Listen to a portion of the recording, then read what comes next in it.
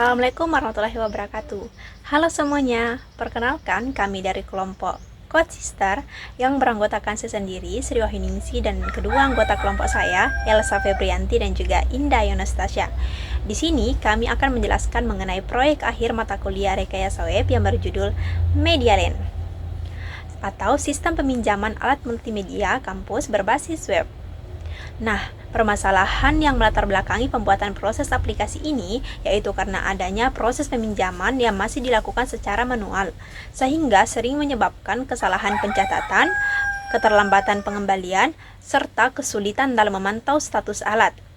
Ada dua target utama aplikasi ini, yaitu mahasiswa sebagai peminjam, yang kedua admin atau pengelola laboratorium sebagai pengelola data alat, dan juga peminjaman.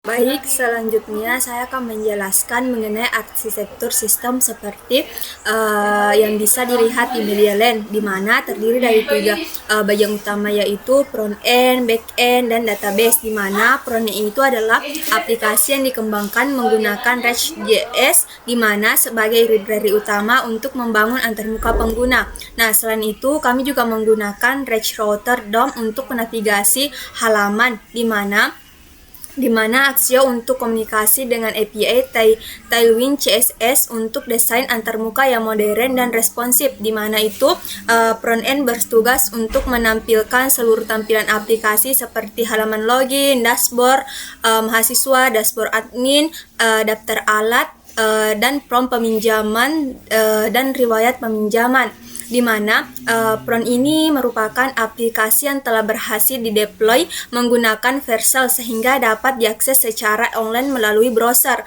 Nah, backend ini dikembangkan menggunakan Node.js dan Express.js, di mana backend ini berfungsi untuk mengelola autentikasi pengguna, memproses data peminjaman, mengelola data alat multimedia, menyediakan REST API, menghubungkan aplikasi dengan database, di mana backend ini juga telah berhasil dideploy sehingga dapat diakses secara online. Nah, database yang digunakan adalah MySQL, di mana database ini digunakan untuk menyimpan data mahasiswa, data admin, data alat multimedia, data peminjaman, dan riwayat transaksi peminjaman. Nah, cara komunikasi sistemnya itu di mana itu front end dan back end berkomunikasi menggunakan REST API melalui program protokol HTTP, di mana front end itu mengirim request menggunakan Axios, kemudian back end ini menerima request tersebut, memproses data, melakukan operasi pada database MySQL, lalu mengirimkan respons dalam format JSON. Nah, data JSON ini itu disebut kemudian ditampilkan kembali pada halaman front end secara real time. Nah, di sini saya akan mendemokan beberapa fitur-fitur utama yang ada di aplikasi MediaLand ini. Nah, sebelumnya kita masuk. Nah, di sini sudah terlihat halaman loginnya. Nah, sebelumnya di sini saya akan mendemonstrasikan terlebih dahulu untuk fitur mahasiswa. Nah, pengguna dapat login menggunakan akun mahasiswa yang terdaftar ataupun yang belum terdaftar. Nah, sebelumnya saya akan menjelaskan pada bagian login ini, data akan langsung terregistrasi dan tersimpan ke database walaupun data tersebut belum sama sekali terdaftar. Di sini kita masuk menggunakan NIM saya.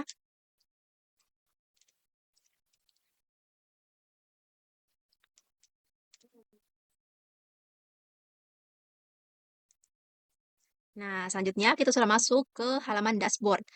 Berikut adalah informasi-informasi yang ada pada halaman dashboard, yaitu ada total alat, alat yang tersedia, sedang dipinjam, dan juga riwayat peminjaman. Dashboard membantu mahasiswa untuk melihat informasi secara cepat dan ringkas. Selanjutnya, kita masuk ke daftar alat. Nah, untuk daftar alat ini, pada menu daftar alat, mahasiswa dapat melihat seluruh multimedia yang tersedia. Mahasiswa juga dapat melakukan pencarian pada kolom ini. Nah, melakukan pencarian berdasarkan nama alat yang diinginkan. Kemudian kita masuk ke ajukan peminjaman. Nah, pada halaman pengajuan peminjaman ini, mahasiswa dapat mengajukan peminjaman dengan memilih alat yang tersedia, kemudian mengisi informasi peminjaman sesuai dengan kebutuhan. Kemudian kita masuk ke halaman riwayat. Nah, halaman riwayat ini semua aktivitas yang telah dilakukan akan masuk pada halaman ini. Selanjutnya, kita masuk ke halaman admin. untuk admin sendiri data tersebut sudah ada pada database. Jadi apabila ada seseorang ingin masuk dengan menggunakan admin ini, apabila tidak mengetahui username dan juga password maka tidak akan bisa masuk. Karena nama username-nya tidak terdaftar sama sekali di database. Nah, sama seperti halaman login pada mahasiswa, halaman admin juga ini ditampilkan informasi statistik seperti jumlah alat, peminjaman, dipinjam dan juga dikembalikan. Nah, kemudian di sini bisa kita masuk ke manajemen alat. Nah, pada halaman ini admin dapat eh, melihat alat dan juga bisa melihat status dan juga bisa edit dan juga menghapus alat yang ada pada halaman ini dan juga bisa menambahkan alat. Contohnya saya akan memasukkan komputer. Hmm,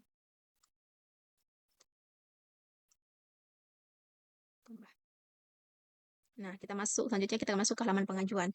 Nah, untuk halaman pengajuan ini, admin dapat melihat daftar pengajuan peminjaman yang masuk. Nah, pada aksi ini bisa ditolak ataupun diterima, seperti contoh status ini. Contohnya kita masuk ke pengembalian. Nah, di sini admin dapat melihat siapa saja yang sudah mengembalikan alat. Misalnya saya tekan aksi ini, kembalikan. Berarti mahasiswa tersebut telah mengembalikan alat. Selanjutnya kita masuk ke riwayat peminjaman. Sama seperti di halaman mahasiswa, kita dapat melihat status peminjaman secara real time apakah masih menunggu persetujuan, disetujui, ditolak, ataupun telah selesai. Review kode. Di sini saya akan menjelaskan beberapa bagian kode penting dari front end dan back end. Nah, untuk front end sendiri, di sini saya akan mereview kode pada file dashboard mahasiswa. Karena dashboard mahasiswa merupakan file atau halaman utama mahasiswa setelah login. Nah, pada bagian front ini saya akan menampilkan fungsi fetch data. Nah, ini fungsi fetch data yang berfungsi untuk mengambil data alat multimedia dan data riwayat peminjaman dari backend menggunakan Axios. Nah, data yang berhasil diperoleh kemudian disimpan menggunakan set alat dan juga set riwayat. Sehingga dashboard dapat menampilkan informasi terbaru secara real time.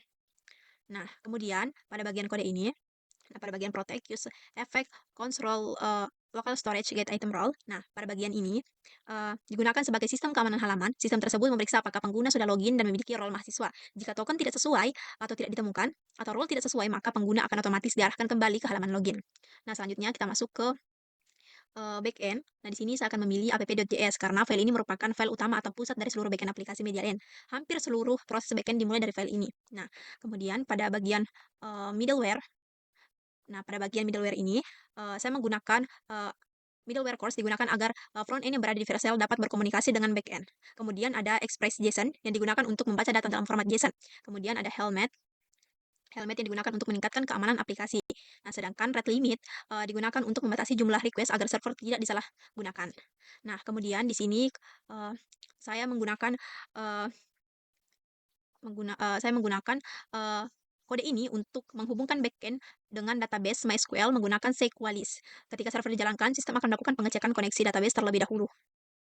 Nah, kemudian di sini saya menggunakan API routers API. Nah, pada bagian ini digunakan untuk menghubungkan seluruh endpoint API yang ada pada sistem. Misalnya, route alat digunakan untuk mengelola data alat multimedia, route pinjaman digunakan untuk proses pinjaman, dan route autentikasi digunakan untuk login mahasiswa maupun admin. Melalui route inilah front end dapat berkomunikasi dengan backend. Itulah tadi review kode dari saya. Sekian dan akan dilanjutkan oleh anggota kelompok saya. Baik, selanjutnya itu saya akan membacakan kendala selama proses pengembangan aplikasi Media.Land yang kami hadapi. Di mana kendala pertama yang kami hadapi yaitu pada tampilan aplikasi belum responsif pada berbagai ukuran layar. Di mana solusinya itu kami menggunakan Tailwind CSS dengan utility responsif seperti MD, LG, Grid, dan Flex sehingga tampilan dapat menyesuaikan berbagai perangkat. Terus kendala kedua kami itu di mana kesulitan dalam menghubungkan front end dan back end setelah proses deployment. Di mana solusinya itu kami melakukan konfigurasi URL API dan cross pada backend sehingga front end dapat berkomunikasi dengan backend secara online. Di mana kendala ketiga kami itu pada sinkronisasi data antara front end dan back end. Solusinya itu kami menggunakan Axios dan REST API dengan format JSON sehingga pertukaran data dapat berjalan dengan baik dan konsisten. Itulah tadi presentasi dari kelompok kami. Adapun kesimpulan, Media.Land berhasil dikembangkan sebagai aplikasi peminjaman alat multimedia kampus berbasis web yang mampu membantu proses peminjaman menjadi lebih cepat, terorganisir, dan terdokumentasi secara digital. Melalui implementasi React.js, Node.js, Express.js, dan MySQL, aplikasi ini mampu memberikan pengalaman pengguna yang modern serta mempermudah pengolahan inventaris alat multimedia kampus. Untuk pengembangan berikutnya, sistem dapat ditambahkan fitur yaitu QR Code untuk pengembalian alat, notifikasi email otomatis, notifikasi WhatsApp, ekspor laporan PDF, dan dashboard analitik penggunaan alat. Demikian presentasi proyek Media Land yang dapat kami sampaikan. Terima kasih.